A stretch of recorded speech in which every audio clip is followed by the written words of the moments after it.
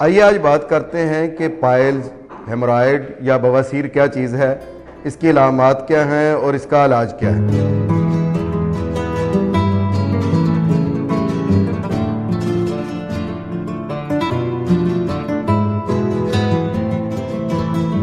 औज़ुबिल्लाहि मिनश्शैतानिर्रजीम, बिस्मिल्लाहिर्रहमानिर्रहीम। अस्सलामु अलैकुम ख़वातीन और हज़रात, मैं हूं आपका होम्योपैथिक डॉक्टर रिजवान साकिब और आपसे मुखातिब हूं शमा होम्यो क्लिनिक लाहौर पाकिस्तान से। आइए आज बात करते हैं कि पाइल्स, हेमोरॉयड या बवासीर क्या चीज़ है, इसकी अलामात क्या हैं और इसका इलाज क्या है। आमतौर पर आपने सुना होगा कि जी मुझे मोकों वाली बवासीर है, मुझे बादी बवासीर है, कोई कहता है मुझे खूनी बवासीर है। तो ये मुख्तलिफ नाम उसकी अलामात के मुताबिक दिए जाते हैं। असल में बात यह है कि मकद या रेक्टम जो है उसका किसी भी वजह से स्वेल कर जाना या फूल जाना और उसमें से पखाने को तकलीफ़ के साथ आना और बाज़ दफ़ा उसके अंदर खून का आ जाना और उसी की वजह से वहाँ पे पोलिप से बन जाने या मोके या जो उसमें मोतियों की तरह के या गोभी के फूल की तरह के जो है वो उबार पैदा हो जाने, ये सारी बवासीर की मुख्तलिफ अलामात और किस्में हैं। एक ज़हन में बात रखें कि ज़्यादा देर तक कब्ज़ का रहना या पखाने का एक टाइम में खुल कर ना आना, ये सबसे पहली अलामत है जो आपको बवासीर की तरफ लेकर जा रही है। तो कॉन्स्टिपेशन जो है उसका इलाज बवासीर से भी पहले ज़रूरी है। कॉन्स्टिपेशन पे मेरी बहुत सारी वीडियोज़ हैं कि हम कब्ज़ का इलाज किस तरीके से करें और उसके लिए बहुत सारे मैंने होम रेमडीज़ जो हैं वो भी बताई हैं। और इसके साथ साथ यह है कि आज मैं बवासीर के हवाले से जो ये बताना चाहूँगा कि बवासीर को रोकने के लिए, कम करने के लिए, मिनिमाइज़ करने के लिए ये ज़रूरी है कि आपको स्टूल जो है वो बिल्कुल पतला आना चाहिए। अगर आपको हार्ड स्टूल आ रहा है और आप बवासीर के पेशेंट हैं तो वो उसमें मल्टीप्लाई होते ही जाएंगे आपके सिम्टम्स जो हैं। इसलिए एक चीज़ तो ये ज़हन में रखें कि आपने कब्ज़ को कंट्रोल करना है। तो कब्ज़ को कंट्रोल करने के लिए पानी ज़्यादा पिएं और इसके अलावा एक मैं बड़ा अच्छा सा इसका एक होम रेमडी बताता होता हूँ, वो ये है कि आप छिलका इसबगोल लें, 3 चम्मच छिलका इसबगोल हो और 3 चम्मच ही है वो जैतून का तेल लें, ऑलिव ऑयल, उनको अच्छे तरीके से मिक्स कर लें। मिक्स करने के बाद उसको आप गर्म पानी के साथ या दूध के साथ निगल लें। ये ऐसी चीज़ है, रात को सोते वक्त आप अगर ये काम करते हैं तो सुबह को आपके जितनी भी आलाइशें अंतड़ियों में जमा हुई हैं उनको सबको साथ लेकर ये चीज़ खारिज कर देती है और जिस्म जो है वो हल्का फुल्का भी हो जाता है और कब्ज़ का मसला भी हल हो जाता है और बवासीर की अलामत भी मिनिमाइज़ हो जाती है। एक तो ये मसला। अब ये है कि जिसको बवासीर हो चुकी है अब वो क्या करे, उसमें क्या कॉम्प्लिकेशंस हो सकती हैं और उनको किस तरीके से ठीक किया जा सकता है। पहली बात तो यह है कि अगर बवासीर की वजह से पखाना बहुत मुश्किल से आ रहा है, ऐसे लग रहा है कि अंदर कोई लकड़ियां या चपटियां जो है ना वो या कोई ये जो जैसे कोई चीज़ है जो घास फूस है वो जो है ना वो अंदर मकद के जमा हो गई है और उसकी वजह से पखाना खारिज ही नहीं हो रहा है। इस तरह के सेंसेशन है, इस तरह के सिम्टम्स हैं, इस तरह की अलामात आपको महसूस हो रही हैं, ये एहसासात महसूस हो रहे हैं, तो उस वक़्त आपकी एक तो मेडिसिन है एस्कुलसेट। ये बहुत अच्छी मेडिसिन है इस तरह के अलामात में। और अगर आप ये महसूस कर रहे हैं कि मकद जो है वो पूरी की पूरी जो है ऐसे दोहरी हो गई है और वहाँ पे एक मोटा सा बार पैदा हो गया है और मकद जो है वो अपनी वापस असल जगह पर नहीं जा रही है, बैठना महाल हो रहा है और इस तरह से बैठे हुए आपको बहुत दर्द और तकलीफ़ फील हो रही है, तो उसके लिए यह है कि आप हिमामेलिस मेडिसिन है वो मदर टिंचर में आप ले सकते हैं। और इसके अलावा अगर मोके नोकदार पैदा हुए हैं, ऐसे लगता है कि वो मौका जो है वो दूसरी जगह पर भी सुराख कर देगा और इंतहाई चुभन वाले मौके हैं और बारीक और लंबे मौके हैं और उसमें मुसलसल दर्द होता है, तो उसके लिए इस नाइट्रिकम बहुत अच्छी मेडिसिन है, वो यूज़ करें। मौके अगर गोभी के फूल की तरह के हैं तो उसके लिए आप थूजा मेडिसिन इस्तेमाल करेंगे, उससे ये ठीक हो जाते हैं। मुख के नीचे को लटके हुए हैं और ऐसे लगते हैं जैसे अंगूर के खोशे होते हैं, अंगूर के गुच्छे होते हैं, जैसे उस तरह से मुँह के बने हुए हैं और उनको हाथ से ऊपर करना पड़ता है। और जब तक वो हाथ से ऊपर ना किए जाएं उस वक्त तक दर्द में, तकलीफ़ में कोई अफाका नहीं होता है।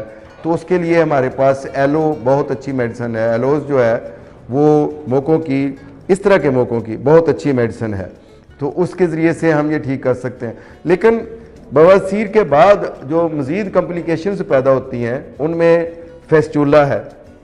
फेस्टुला जिसको हम बगंदर भी कहते हैं या एनस का फोड़ा भी कहते हैं, ये एक बड़ी ख़तरनाक किस्म होती है कि वहाँ पे जब मोकों में या वहाँ जो वेसल्स हैं ब्लड की, उनके अंदर जब कट आ जाता है तो उनके अंदर जो पखाने का जरासीम है या पखाने के पार्टिकल्स हैं वो अंदर जाना शुरू हो जाते हैं।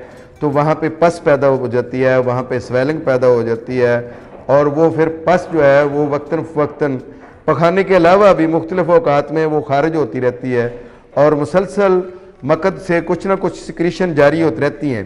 तो जब ये कैफियत होती है तो इसको हम फेस्टुला कहते हैं। और इस फेस्टुला भी असल में बवासीर की बिगड़ी हुई ही एक किस्म है। इसके अलावा एक और चीज़ भी है जिसको हम फिशर के नाम से जानते हैं। तो फिशर भी कब्ज़ और बवासीर की बिगड़ी हुई एक किस्म है।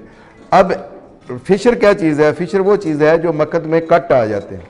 तो ये जो दो मुख्तलिफ़ किस्म की जो बवासीर की अलामात हैं, फेस्टुला है या फिशर है, इनको भी हम बवासीर की बिगड़ी हुई किस्म ही कहते हैं और इसका भी अलग से इलाज है। मसलन अगर फेस्टुला है तो उसमें हम एक्नेशिया मेडिसिन है, अगर पस ज़्यादा पैदा हो रही है तो उसमें हमारे पास सीपिया मेडिसिन है, इसके अलावा हमारे पास हाइड्रास्टस है, और अगर कट हैं तो उसमें रेटेनिया है, बहुत अच्छी मेडिसिन है, इस नेट्रिकम बहुत अच्छी मेडिसिन है, कैलेंडुला है जो लोकल एप्लीकेशन के लिए भी है और इनर भी उसको यूज़ किया जा सकता है। इसके अलावा भी होम्योपैथी की बेतहाशा मेडिसिन है जो हम बवासीर के लिए इस्तेमाल कर सकते हैं और ये फ़ैसला तो आपका मुआलिज ही अच्छे तरीके से करता है कि कौन सी मेडिसिन जो है वो आपके लिए बेहतर है। बाज़ दफ़ा ये होता है कि मकद के अंदर शदीद जलन हो रही होती है और ऐसे लगता है वहाँ के पे कोई स्कार पैदा हो गए हुए हैं कि जब भी पखाना आता है तो वहाँ पे वो छिल जाती है जगह और अंदर से, और वो अंदर तक शदीद दर्द में फील हो रहा होता है। तो उसके लिए हमारे पास सीडम एक्रे बहुत अच्छी मेडिसिन है, ये मदर टेंचर में भी बहुत अच्छा काम करती है। खूनी बवासीर है कि धार की तरह खून आ रहा है तो कालनसोनिया मेडिसिन बहुत अच्छा काम करती है। बाज़ दफ़ा डिलीवरी के बाद, वज़ा हमल के बाद जो है वो शदीद किस्म की कब्ज़ हो जाती है और जो बवासीर है वो शदीद किस्म की हो जाती है। तो उसके लिए हमारे पास कालू फाइलम, ये बहुत अच्छी मेडिसिन है जो हमल के बाद जो ख़वातीन को बवासीर हो जाती है उसके लिए। लेकिन याद रखें बवासीर जो है वो पाइल्स काबिल इलाज तो ज़रूर है, लेकिन इससे पहले यह है कि आप अपने मोटापे पर कंट्रोल करें, अपनी डाइट पर कंट्रोल करें, अलम गलम खाना छोड़ दें, चटपटी चीज़ें खानी छोड़ दें, बेकरी आइटम्स खानी छोड़ दें, ये जो कोला ड्रिंक्स हैं और सॉफ्ट ड्रिंक्स हैं, एनर्जी ड्रिंक्स हैं, उनसे परहेज़ करें। और इसके अलावा जो मीट है, रेड मीट ख़ास तौर पर, इसको से बचें, ज़्यादा बैठे रहने से बचें। आप अपने वॉक को, एक्सरसाइज को मामूल बनाएं। 5 वक्त की नमाज जो है ये कब्ज़ का और बवासीर का बड़ा अच्छा इलाज है। क्यों? इसलिए कि आपके बॉडी पार्ट्स जो हैं उनमें वो मूवमेंट भी आती है। फिर 5 वक्त आपके पूरे जिस्म पर जो है वो पानी लगता है जिससे मॉइस्चर जो है वो बॉडी के अंदर ऑब्जॉर्ब होता है। और जितनी आप एक्सरसाइज, उसमें जिस तरीके की एक्सरसाइज आप करते हैं, मेडिकली अगर देखा जाए, इस्लामिक पॉइंट ऑफ व्यू को अब अगर आप एक साइड पर रखकर भी देखते हैं, तो जिस तरह से आपकी वो मूवमेंट है तो उस मूवमेंट से आपके जो स्टमक का, आपका लार्ज इंटेस्टाइन का, आपका स्मॉल इंटेस्टाइन के जो वो मूवमेंट एक ख़ास एंगल से होती है, उसकी वजह से गैस का जो है वो अखराज होता है। उसकी साथ जो है वो आपके जो बॉडी के अंदर वो मूवमेंट है वो आपके स्टूल को अपनी असल जगह पर लेकर जाती है। और इसके अलावा यह है कि आपके जो एनस है वो मुख्तलिफ़ जगहों से, मुख्तलिफ़ एंगल से एक्सरसाइज करती है, तो उसके अंदर ब्लड सर्कुलेशन बेहतर होती है। और फिर यह है कि जो पाकी के लिए आप इस्तिंजा करते हैं तो उसकी वजह से वहाँ पे सफाई हो जाती है। मैं तो ये कहता हूँ कि फेस्टूला बनता ही ज़्यादा उन लोगों का है जो अपनी सफाई का ज़्यादा ख्याल नहीं रखते हैं। वाशरूम में जाएं तो अच्छे तरीके से अपने आप को साफ़ करें, पानी का इस्तेमाल लाजमी करें। ये जो टिशू से सफाई कभी नहीं सही होती है, और ये ना सोचें कि मैं वेट टिशू से या ड्राई टिशू से अपने आप को साफ़ करके आ जाऊँगा तो मेरी जो है ना वो पाकीज़गी भी हो गई है, सफाई भी हो गई है। और ये चीज़ जो फेस्टूला बनाने में बहुत ज़्यादा जो है ट्रिगर है कि जब हम अपनी सफाई अच्छे तरीके से नहीं करते हैं तो ये एक चीज़ भी जो है वो ज़ाहिर है जिसने नमाज़ पढ़नी है तो उसने अपने सफाई का भी ख्याल करना है। तो इससे भी जो है वो साफ़ सुथरे रहने से ये होता है कि आप फेस्टूला से, फिशर से और जो है वो पाइल्स से बच सकते हैं। और इसके अलावा यह है कि होम्योपैथी में मैंने आपको नंबर ऑफ़ मेडिसिन बताई हैं, अकॉर्डिंग टू सिम्टम्स वो मेडिसिन ली जाएँ। बहरहाल पाइल्स बादी हो, मोकों वाली हो, खूनी हो, हमल के बाद की हो, फिशर हो, बगंदर हो, फोड़ा हो, या आपको किसी भी किस्म के मकद के अंदर कोई भी मसाइल हैं तो वो होम्योपैथी के ज़रिए से काबिल इलाज हैं। परेशान होने की ज़रूरत नहीं है।